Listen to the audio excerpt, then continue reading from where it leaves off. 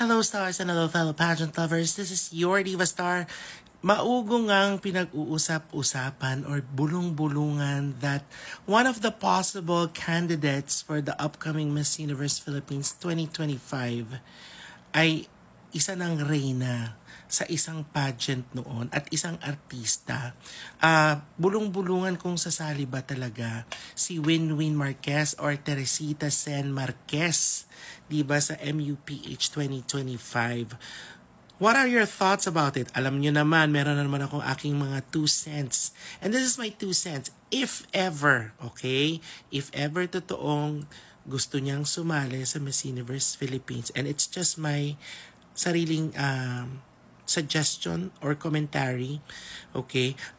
She've already won in 2017, and she's the first ever Reina Hispano-Americano, diba? And she've already brought so much honor to our country, being the very first queen from that pageant. So ako, isang mabilis na no need to join MUPH or Miss Universe Philippines, because she is already a queen. Parang wala nang dapat patunayan, in my own opinion.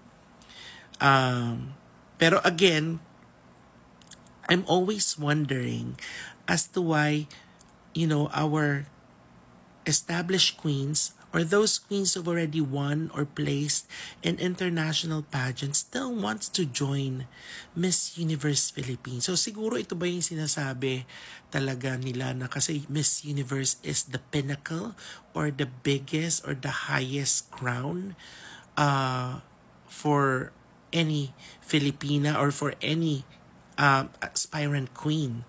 So kaya siguro merong parang kusabaga na sila para silang na-entice pumunta doon sa light na yon. Diba? Doon sa ilaw na yon, doon sa liwanag na yon. So na kahit na nanalo na sila or nag-win na sila, they still want to take the risk. Kasi it's a risk, and we've seen that happen so many times, most especially in the recent years or at least last year, na maraming nag-comeback queens and in a way, let's admit it, na downgrade because they didn't win the title or they didn't win the international crown comparing to their previous successful performance. Let's say runner-up man lang sila, pero that's already a high placement considering international pageant na. So ako, nabibilib ako dun sa mga yon kasi they're willing to take the risk and parang decided sila and alam nila for sure yung pros and cons of joining again